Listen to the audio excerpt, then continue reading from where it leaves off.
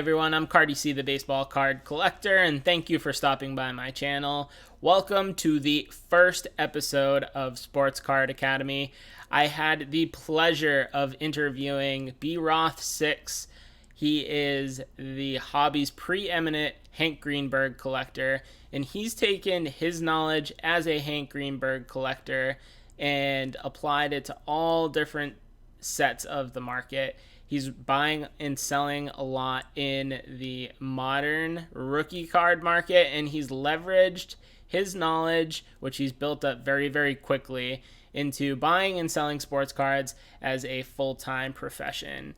There's can't miss tips and tricks you're going to want to find out about how Brian accumulated this knowledge so quickly and how you can take the same strategies and apply it to your collecting. Whether you're in it to acquire cards for your PC or you're just trying to make a couple dollars on the side, there's lots of information in here for you you're not going to want to miss. And stay tuned for our next episode where we're going to be interviewing Josh from Cardboard Chronicles. Josh has released is the co-founder of a new hobby platform, hobby application called Card Ladder, whose goal it is to tell the story of the hobby through data. And there's a lot of good content that we got coming out for that as well. Let me know in the comments below what you think of tonight's episode. Brian and I would love to hear your questions and comments. And if you're interested in future Sports Card Academy episodes, do me a big favor and hit that subscribe button and press that bell for future notifications. But without further ado, let's hop in to tonight's interview. And now, our feature presentation. Welcome, everyone. I am Cardi C, the baseball card collector, and tonight we have with us broth6. Thanks for joining us, Brian. Yeah, happy to be here. It's exciting. We're going to start off by talking about a bunch of different things, but what our focus on tonight's show, tonight's setting is really going to be talking about how you got into the hobby, how you have learned all you have come to learn in the hobby, how being a market expert has impacted you in the hobby, and what the most important things are that you would pass on to the next collector. So we're really trying to educate our audience here on everything sports card related. So for those that don't know who you are, that might not follow you on YouTube, why don't you introduce yourself a little bit? Sure. My name is Brian. I've been on YouTube for, 7 years or so, but been collecting like over half my life. More intensely within the last several years, and have begun like branching out into different aspects and different mediums of the hobby and expanding my knowledge. I think most people may know me as the resident Hank Greenberg collector, and I think that's kind of like how I got my start. And we can like dive more into that later, but I've become a little more knowledgeable in other aspects of specifically baseball, and have had some fun with buying and selling.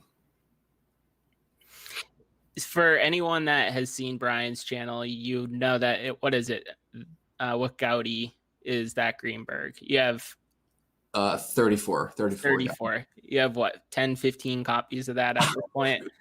No. I have 5 of those. Gotcha. But in talking with Brian, he has a very vast knowledge of the vintage hobby, which he's been able to translate very quickly to get up to speed on modern cards. So could you tell us sort of how you made that transition and what went into the process? Yeah, it's kind of like funny to think about. I think that transition just kind of came naturally. I have my setup here in my apartment in New York that I can just like stream things from my phone onto my TV using a Chromecast. Mm-hmm. And so I would come home from work and just like throw on like my watch later of YouTube that I've like collected throughout the day. So like the collection of videos will just play while I'm like hanging out in my apartment doing, dishes, folding laundry or whatever. And so like my mind and like I'm kind of like just absorbing the knowledge and just listening to someone talk to me as if they're telling me a story as I'm living my life. And I mean, I was doing that for a fair amount of time, and then I kind of just like made the decision to buy like a Mookie Betts update rookie randomly. And that Anything kind of like, about Mookie that influenced you I to don't make think the so. jump? I mean, he just like, he won the MVP and he had a great year, and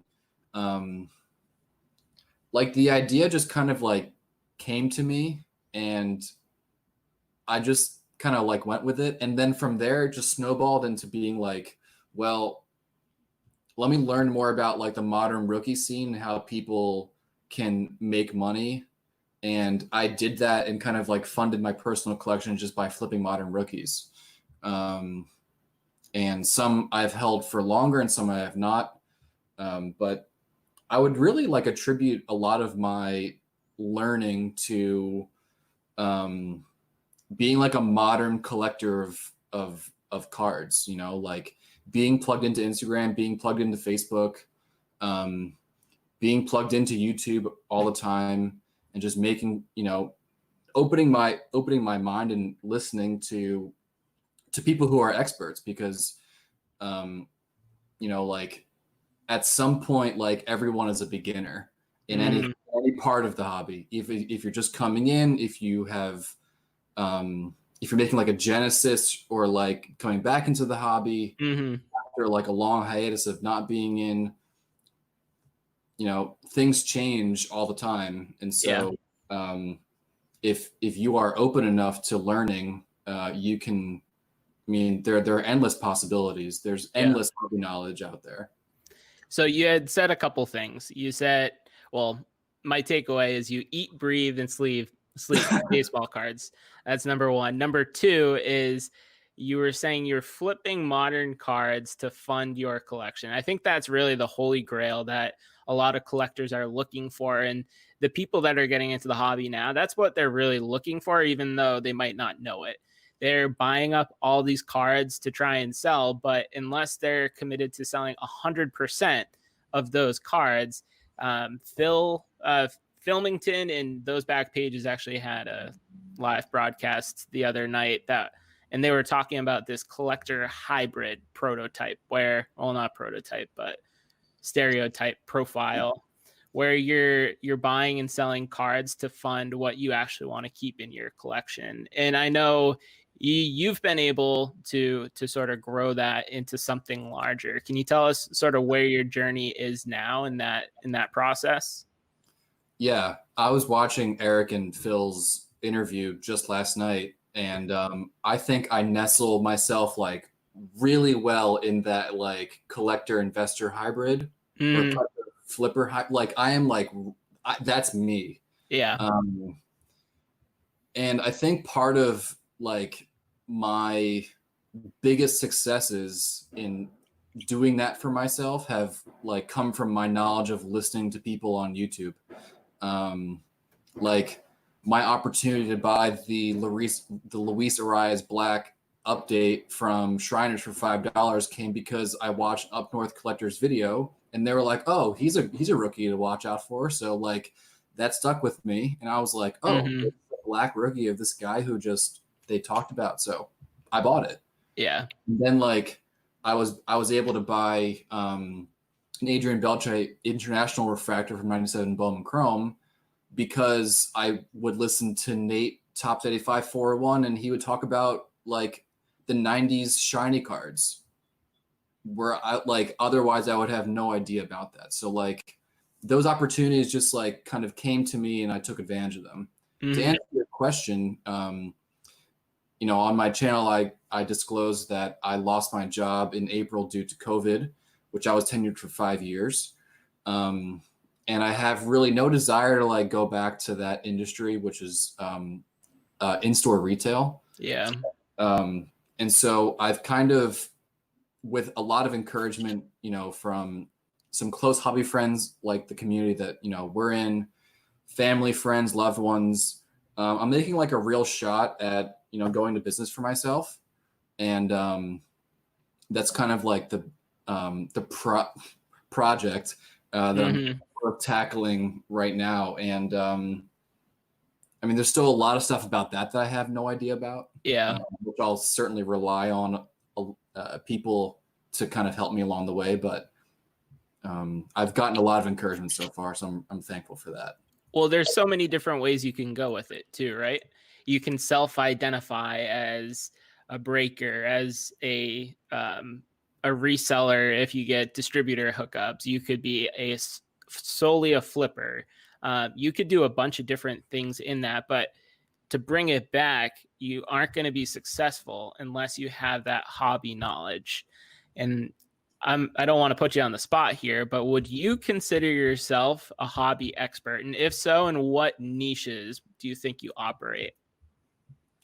There was a conversation that we had some time ago that like, if you stay in your lane, you can be like that expert. And I think that I've stayed like in my lane and then like kind of like exited like to the modern scene. And I think like 30s gum cards, especially, and like other pre-war issues, plus like modern baseball rookies, I would consider myself an expert, more so in the vintage side because I just have more experience with that. Yeah. But I think it's kind of hard to like self-identify as an expert because you kind of have to like remain a little humble. And I think it's like more impactful if someone identifies you as an expert. So like I'll say that I am, but I still probably have a lot to learn about both of those disciplines. Well, I think it's a lot about, have you heard of the, what is it? The imposter syndrome? When someone is busting their ass, they're at the top of their chosen profession, but they always have that chip on their shoulder. They always have that voice inside of their head saying, like, I'm not good enough. I'm not the best. I need to work harder. And that's often what drives people to live, eat, sleep, breathe profession X. And to an outside person, the Arias story you were talking about, you would have thought that like you were studying Arias frontwards, backwards, and you were in a position to capitalize on, what was it, a $5 or $10 card at the show that you flipped into hundreds and hundreds of dollars of profit. But what they don't realize and what they don't see is you're in your apartment watching 6 to 10 hours of YouTube content per day. You've listened to every single podcast that's out there, and you're just naturally absorbing all of this information that's putting you in a better position to capitalize on these opportunities. Yeah. And I think, like that works for me because it just does, but I'm sure there are like other ways for like hobby osmosis that you can like get that work for, a listener out there. Like they may not have like 6 hours a day to like commit to like sitting in front of a TV and watching YouTube, or to like do the things around your apartment or your house and like have it on in the background. So you said something about hobby osmosis. Yeah. You made the jump from vintage to modern cards. When you're entering a new market, it can seem like you're entering this giant cavern. You have no idea what's going on. Where do you think is the best place to start before you even pick that hobby to jump into, or that different niche to hop into? That's a tough question. So I think I'll give you my thoughts, and then you can tack on. I think too often people will chase what's hot now. And for someone that's trying to make a profit off of this, there's plenty of opportunity in that volatility. So if you're able to identify the peaks and the valleys, you can make a healthy living off of your knowledge of that. But for beginners in the hobby, they will often blindly follow someone that they see as a strong hobby ambassador and make pretty bad decisions on what to buy, when to buy it, what to sell, when to sell. So I'm not sure if everyone's quite as tactful when they're choosing to enter a new market, but I'm interested to get your thoughts on if you're dabbling in modern basketball or vintage basketball as a purely baseball guy, or if you're looking at 80s cards and you're seeing the spikes around the Sosa McGuire documentary and you tried to capitalize on that. Just interested to get your thoughts on sort of the different market dynamics and how, as an expert, you can enter in and use what you already know to sort of shorten that learning curve up. Yeah. I'm not really like getting into basketball much personally. I think like the next like segue that I could make would be like 70s to 80s football. Interesting. Yeah, I kind of like came into a collection, actually a couple collections, like just from my family. Mm-hmm. And like I think the more you handle a certain type of card, the more familiar you get with it. Like Yeah. Like I can tell you that like I don't know, like a certain set is like more sensitive to centering issues or registration issues because I would have handled like 200 cards from that set. It's different to like look at them online because you can kind of like naturally select like the better copies of like what those cards look like, but that doesn't give you like a whole broad spectrum of like 1975 tops and like what comes with that, or like 1975 tops football and what comes with that.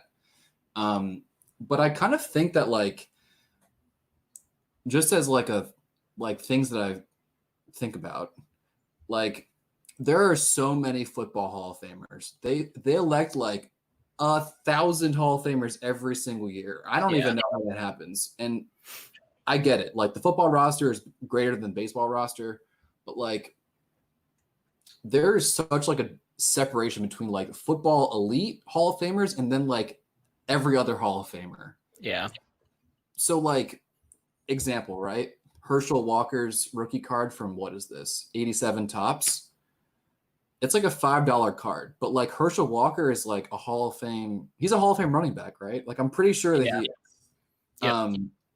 And like I don't know why that card's $5. Like it could be more. But like I think because like the NFL Hall of Fame is like so watered down. I mean, we're talking about like great elite athletes, but like due to the sheer number of like people who are elected to the Hall of Fame in football, it like waters down like the whole group of people. So like the elite, like the Jerry Rice, the Dan Marino, the Elway, the Montana, those people like in the 80s, like their rookie cards will always be like stratospheric and above everybody else. But I think that like the others have some room to grow. That's, I mean, things that I think about, and maybe I'm wrong, but I don't know. What is it? Rising tides rise all boats or something? I don't know the saying, but I think that's very interesting because I mean, what we're seeing in the modern or I guess the all-time great basketball hobby now is Jordan prices are going crazy, and then the sort of late 80s, early 90s stars cards are following along that because people are chasing that. I'm not a market expert in football by any means, but I know the age-old adage is the quarterbacks are the ones that really hold value.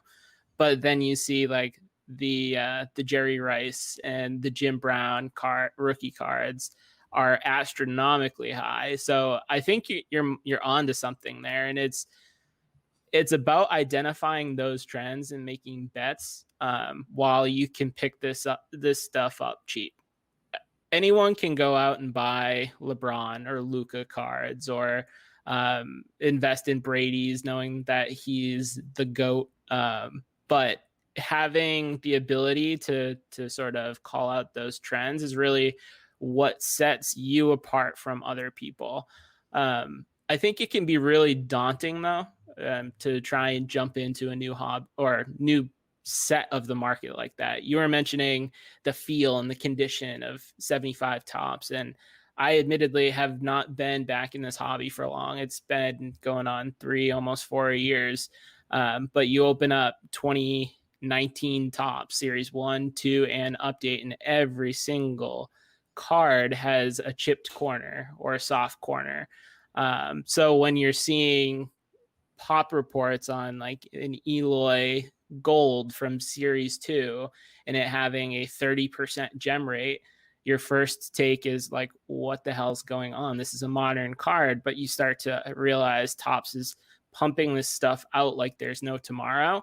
And they're cutting costs. The card stock is a little bit thinner. So when you're going, say you're buying that wax, that's something that you have to keep an eye out for. Even if you're hitting one of those big cards, it might be condition sensitive. Now that's one set of one product in 1 year. And you take that knowledge base and you go to a totally different niche, a totally different hobby. And it's real overwhelming to try and look at that and say, like, I'm going to be able to quickly absorb everything I need to here in order to become successful. But on that note, how long or how much effort do you think that it takes for someone to sort of build that critical mass of information where they can really start buying and selling with confidence? It's going to be different for every person, but I'm interested to hear your thoughts. Yeah, I mean that's also a pretty tough question because, isn't there a saying like, in order to be a master at like something that you have to spend like 10,000 hours doing it? Yep, Gladwell's book, Outliers. Yeah. Yep. Now that I think applies if you're shooting free throws, but like you are identifying, like I don't think like analyzing the card market is like that challenging. Like it kind of makes sense, right? You turn on the TV and you see like the players who are being covered by sport outlets, or you like go on Bleacher Report or Barstool and like read an article about a player, or even Sports Illustrated and you read an article about a player.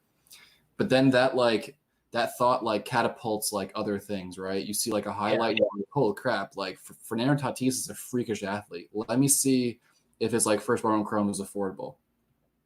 And I think like that kind of thought process is pretty natural. But I think like where the market trends become unnatural is like when like I'm trying to like think of an example. I got one for you. So a little sneak peek. I'm starting a blog that's going to go alongside my YouTube channel, and I pulled this quote down. The hype economy works along similar lines. The ability to get people talking about something, preferably but not always in a positive way, is tremendously valuable by most traditional standards. Hype becomes the primary, if not the sole metric by which anything is judged. It can then take a life of its own on. And when I hear something like that, I think about Project 2020, something that we both profited wildly off of, and then have had to deal with our fair share of eBay and PayPal drama. But that was something where no sports were going on. These are $20 cards. I actually have a couple right here, but the hype and the promise of future value just far outweighed the intrinsic value of the card. That hype took over, and you could capitalize on it. That's the volatility and the instability of the product that is ripe for flippers to capitalize on.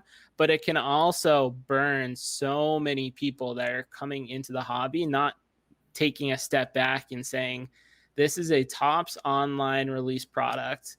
There's 5,000 of these cards that are made. What is really causing people to spend $400 or $500 on it?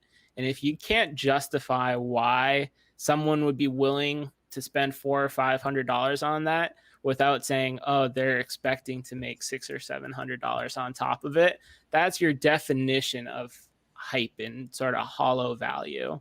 And it's an interesting time because there's no games going on. Yeah, I think Project 2020 is like the definition of like the hype machine. And I think that's like an example of like an unnatural way that like a market can be changed. And I think there were like so many like cultivators of that. Yeah. And like a few reasons why maybe it like rose, and probably a few like why it dipped too. Like as far as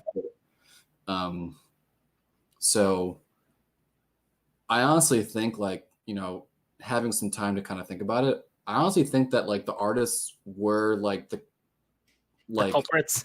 The culprits in the category. Yeah. They created, and like good for them, right? Like they sold a lot of cards and they put money in their pockets, but like they also like had a huge hand in like kind of ruining a good thing. Ruining a good thing. I don't know how to like say that nicely. It was almost like Topps living on steroids a little bit, because you saw, what was it, Markakis, one of the first few cards that came out. It had the lowest print run. It was a $200-$300 card on a $5 Topps online exclusive. And you could talk about, oh, there's only going to be a finite amount of set collectors, and that finite amount is going to be limited by the print run of this card. But taking a step back, does it really hold up that someone's willing to pay $200 to complete this set for a $5 card? But you could have gotten a 2011 Topps update Mike Trout out of a $2 pack back in the day. So I guess everything is relative. Changing topics a little bit to getting back to building your hobby knowledge base. Besides YouTube, is there anywhere that you sort of go to learn more about your chosen niche? Well, when shows were a thing, I would frequent a lot of the shows in the area, and I would like chat up the dealers like all the time, and always make it a point to say hello to people. You know, always check to see like what they have, even if you're not going to buy anything. Just like start talking to people, and I think like cultivating those like little relationships and making sure that like you're taking care of the dealers who like are running their business, and they'll like hit you up with like a deal here and there and like work with you, is huge, because you don't know like where that will go. I've cultivated a relationship with this dealer who like buys and sells modern rookies. Like he just like digs through the dollar boxes, finds a like little $4 card in there, and then like that's it. And like I have an opportunity to, you know, like do business with him now, because now I'm kind of in business for myself, and he's, you know, he's going to make his money and do that. So, you know, you just never know like who you're gonna into. And also like I think sports cards are kind of like unique because they have like a pop culture presence, and I think people just like know what baseball cards are for like whatever reason. And if you just like Sean Tiford, perfect example, he always closes his videos with like talk about the hobby, talk to family and friends. And I think that's like so true, because you honestly never know like where something will come from. Like I'm prepared to like send an email to my building and just be like, hey, I'm beginning a business for myself. If you want to clear out clutter of sports cards, or if you know someone wants to do that, like let me know. I will dig through the box and like, you know, I'll help out. Yeah. You never know what will come from that. Now, a couple follow-up questions to that. How do you walk the fine line between, all right, this is just a kid that's blatantly coming at us because he wants to buy our baseball cards for pennies on the dollar, or if you're at a show, you're talking to a dealer and the dealer can just see right through any bullshit And it's like, all right, kid, move away from the table. I got some cards to sell. Because, I mean, this gets back to networking too. Whenever you're in a professional setting, it's not let's build and cultivate these relationships because it might profit our business someday. It's really about having a conversation with someone as a fellow human being. But Yeah. if you don't have that background, you don't have that experience, you're sitting at home during quarantine working and not socializing with someone, what's sort of one piece of advice that you would give to someone who might be a little bit timid to get out there, doesn't know how to strike up a conversation with a dealer at a show? Yeah, that's a good question. Small talk. Yeah. Talk about a card. Talk about like a team. Most dealers actually like wear like their like team logo, whatever. So like talk about that. One example that like sticks out to me is like an LCS that I frequent here in the city. There's always this kid who comes in and like panders the LCS owners, and like they get to a point and he's like, I don't know, a teenager. Yeah. Maybe he's like a little younger than that. And it gets to a point where they're like, you know what? Like, we're done with this conversation. Like, you need to like either buy something or like go, because like I can't continue to entertain like, well, will you do 20? No. Okay. Well, will you do like 19? Well, will you do 18? Like, the dealer's not there to like bargain over like $1 with like this kid. So like, you kind of have to like navigate that. And I think, like you said, it takes like a certain level of like social skills, and maybe someone who's a little more timid may have trouble with that. But I think like once you begin talking to someone like you would a friend of yours, that those like scary walls may like drop a little bit, and you may cultivate a new relationship and find out that you have more in common with this person that you think you might than you thought you did. Now, follow-up question to that. Your background as an in-person retail specialist, do you think that has helped along the way? Absolutely. Yeah. I mean, in my time, I talk to people all the time. Like I come home, or I would come home after work, and I would like be very silent because I spent like my 10-hour day just talking and like engaging and like being on. And the same thing with like my first job too. I managed a line of business for an advertising agency, and I had to like talk to my clients every day. Like it was constant communication. And so that kind of like warmed me up, and like I could, I guess, practice my social relationship building like with those people. And I think the more credibility you have, like the more attractive you seem to someone who like may want to talk to you, or like if you're trying to talk to someone and you seem credible or know like what you're talking about, or you're funny or whatever, like there are so many kinds of ways to like break the ice. The easier it just might be. But my job allowed me to like just be someone who people could like talk about something that they would otherwise never talk to someone about ever. But because I was like in that space and they were comfortable, they like felt that way to just kind of like release that tension and talk about like weird shit. Well, I think it's a good point for all the viewers out there, because you could be in what you consider to be a dead end job and you might hate being there, but there is some part of that job where you can build a skill that's transferable into other parts of your life or where you want to be. And the important thing is being able to identify what that is, work on it, be deliberate about it, and hone that skill.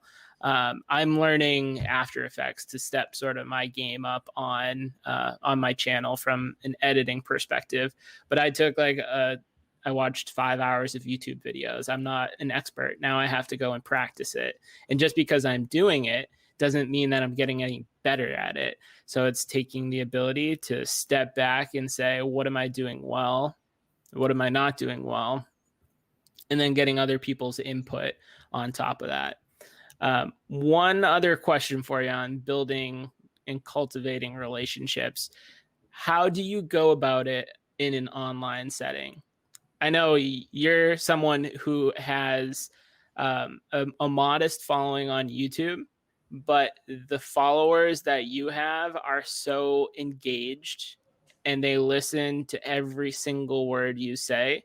Um, and it's a great example of how to build a very happy and healthy community rather than just to get followers for the numbers. So is there anything that you do from a YouTube perspective or a social media perspective to sort of welcome new people in or build up those relationships a little bit further?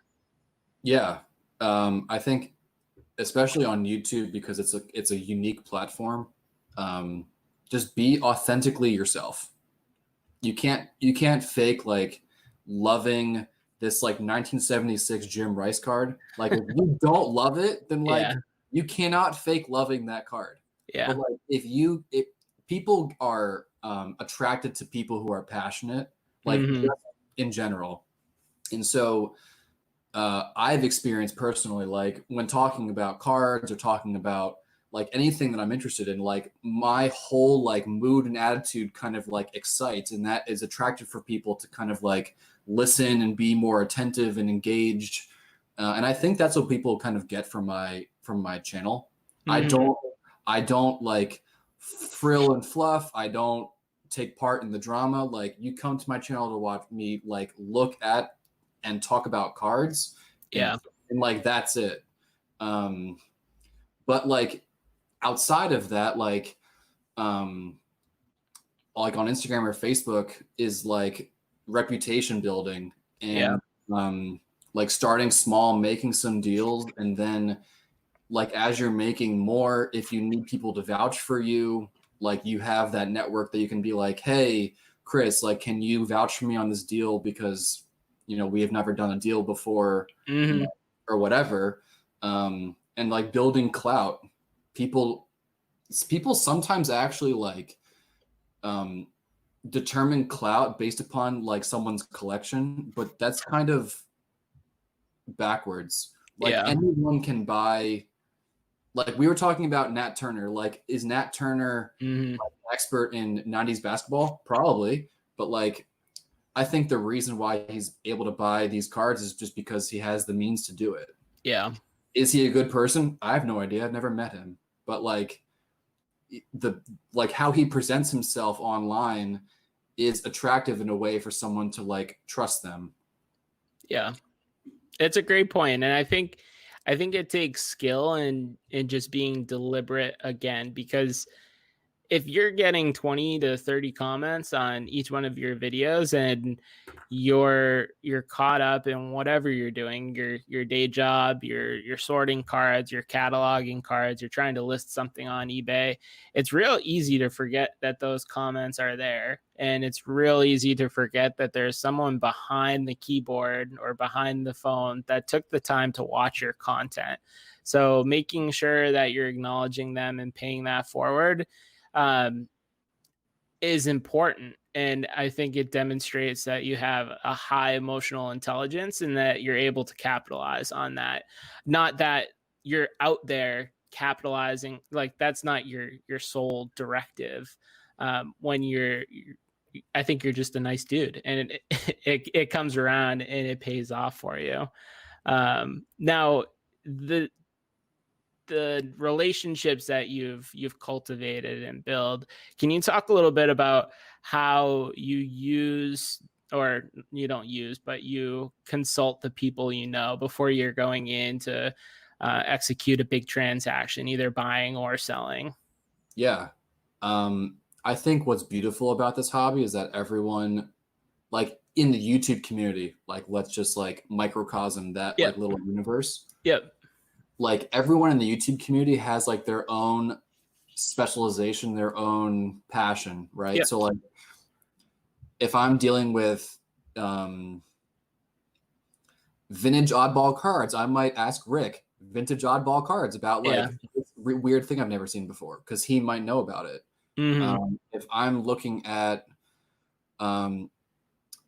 Clemente food issues, I'm going to ask Dave. If I'm looking at like rare Mike Trout cards, I might ask Eric. And I don't think anyone would ever say like, don't ask me. Like I'm not here. I'm like closed off. Like if they're in the community, they're offering themselves to be like a resource for someone. And I would be shocked if someone were offered counsel or advice, like if they asked and they shut them down and said no. I would be really surprised, like given how inclusive the community is, if I ever like heard or come across an interaction like that. And I think people are kind of like honored. Like if someone comes to me and asks me about like a Hank Greenberg vintage card because they saw it on my channel and they're like, well, like, what do you think of this, like on eBay or like on Net54? And I would like give them my opinion. Like they're coming to me for a reason, obviously. I'm not going to just be like, sorry, man, I'm not like interested in helping you. Like, you've put your trust in me to like help educate you about a buying decision. Like that's an honor for me to do that. Like I'm thrilled that you've like thought of me in that kind of level to give you the information that you're looking for. So I think it's a huge compliment when someone comes to you, if you are knowledgeable, if someone comes to you for advice. I mean, there's no bigger compliment, I think. Now, on that note, how do you sort of decide when you're comfortable with a new person? So take a step back. You said you've been putting YouTube videos out for what, 7 years now? I think so. Take us back to 2013, Brian. You're just meeting people in the hobby. How do you decide who is trustworthy and when you're able to take that advice and run with it? The reason I'm asking is because I'm sure someday there's going to be a viewer out there listening to this that are blindly making decisions based off of someone's investment advice or what is it? The Cook groups, or Gary V tweets something out and then everyone's got to run out and buy Devin Booker PSA 10s. But I think it's very incumbent on us as collectors and even the investors in the hobby that you do your own research. But a big part of that is surrounding yourself with trusted experts. So it's pretty easy to tell who knows their shit and who doesn't. But then how do you decide when you can trust that person to be your informed confidant? Yeah, I think the easiest way is to meet somebody in person. Because you like put like a face to an otherwise like online identity that could be literally anybody. The Nationals is a great place to do that. But even if you like frequent, back when shows were a thing, if you frequent local shows and you see like the same guy at the same table or like whatever, like I think that's probably how Phil met Mike Sardella. Like Mike recognized Phil and was like, hey man, like I'm Mike. Nice to meet you. Or like however that interaction went. It was as easy as that. Otherwise, it might just be like putting yourself out there and opening up a conversation, like slide into someone's DMs. You never, like, I've tried to DM like celebrities and like, do they respond to me? No, but like, you never trying to slide into some DMs, Brian. Like, but not like for my own personal gains, always for the of like other people. But like, and I know you like were joking when you said that, but you just like the worst that someone can say is like one, nothing. And like two, like, I'm sorry, like I'm not the person to help you. But they may have like a source or a recommendation for someone that can. Like if someone comes to me and they're like, hey, I saw this, this Greenberg thing in this auction or on eBay. And like if it's not like exactly what I collect, I'm like, well, thanks for thinking of me, but I actually know someone who might really be interested in this. And I have like connected people doing that like all the time. And that feels good. Well, I think that's part of paying it forward too, because every time you pay it forward, that person's going to remember when I pick up this card, I only have a Dylan Carlson black refractor in front of me, but every time I think of this card, there's a story behind it. It's not just a random card that I bought off of eBay. Switching gears a little bit, market value of your chosen niches. How do you stay up to date on the latest and greatest prices so you're in a position to jump on a deal when it pops up? Yeah. Phil and I were actually talking about this last night, and it's like you have to, like, if you're looking on like eBay, maybe even ComC, Facebook, Instagram, and you're like looking for people to buy cards from, you kind of have to be like fast and first. Yeah. Because if you hesitate, wait, look up a comp, then your odds of like making that steal are now far less because people are doing the same thing that you are. Yeah. So you almost kind of have to be like obsessed with it. Like you have to follow the right people on Instagram. You have to be part of the right groups on Facebook. And if people out there need recommendations, I have many people that I follow on both platforms that I talk to frequently and frequent like the group or look at their inventory on their Instagram feed. It's never like been easier to buy and sell cards ever. Yeah. And it will only get easier. So before you get too much further, what would your one channel recommendation be? And then your one, what's the second most active platform you're on? Instagram? This is not a YouTube channel. Yeah. In terms of staying up to date on the most current market values and being in the know about stuff that you're looking to pick up. I mean, easy answer is Nolan, Elite Code 3. Yeah. Like he does a great job of breaking down like exactly, and like he knows his audience, right? Like he knows that's what people are coming to his channel to see. Yeah. They want that content and he curates it like perfectly. So I watch every single one of his videos, whether or not like I listen to his advice or not, like in a buying or selling decision is like another thing. That's like my own personal choice. Yeah. But like his opportunity or like his platform is like probably one of the best that I've ever come across. Now like the one that I'm most active on is probably like Facebook groups. Yeah. Like it's easy. It's better. And Facebook knows like if you like a group, if you're very active, they will like put that stuff higher on your news feed. So if you open Facebook funnel that directly into your brain. Facebook is so fucking smart. It's stupid. Yeah. So like if you are active like on one group for a lot, posting a lot of pictures, commenting a lot, liking a lot, like they will push that content further up your feed so you see it first. And that's how you get first on the deals. Yeah. But like the more you kind of like look at like what someone's lining something for or like what they're selling for, like the quicker your decision's going to be.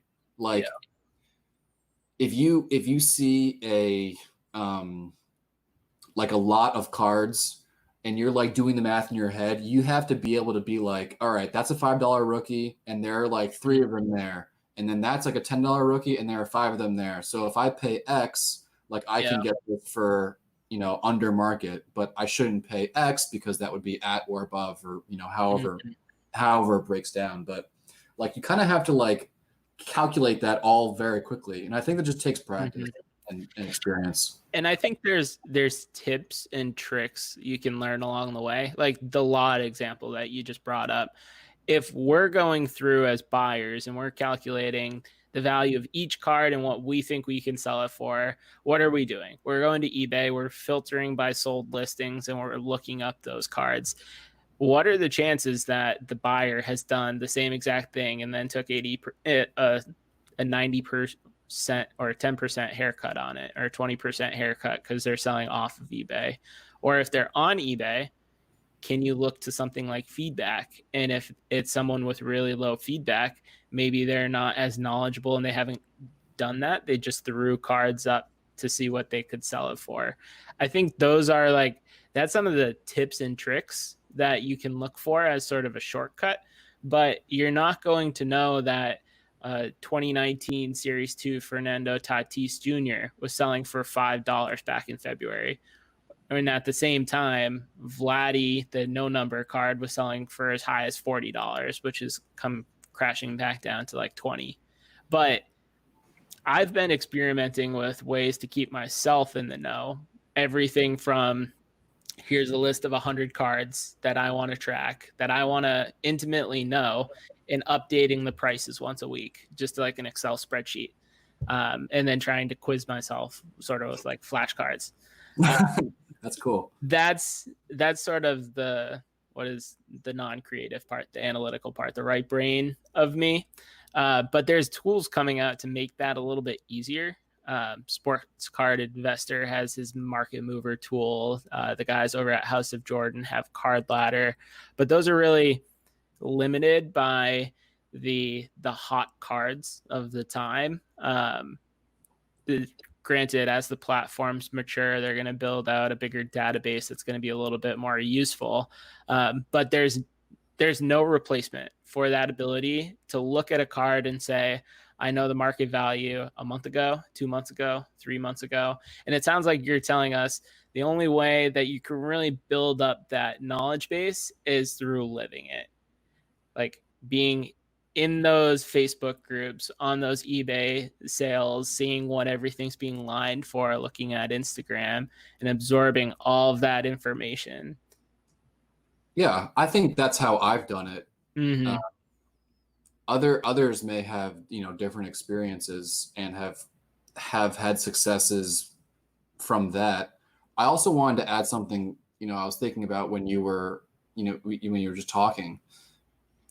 There's the expression of like zigging when others zag, or like the path of least resistance, and like finding like little like deals.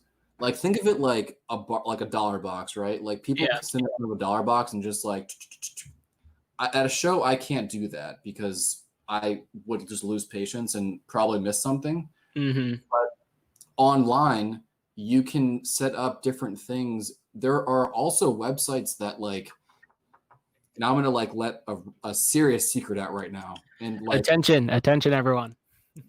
This is breaking news. Probably not for a lot of people because they told me about it. Yep.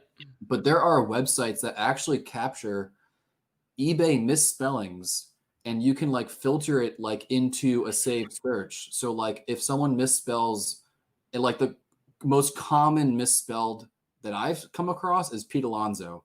They spell it with a Z instead of an S, or like, or it's like Alonso or like Alazno. So like there's like a ton of them. Like think of your favorite player and someone down the road, I promise you, will misspell their last name. And like that's the opportunity for you to buy something that like other people may not ever see.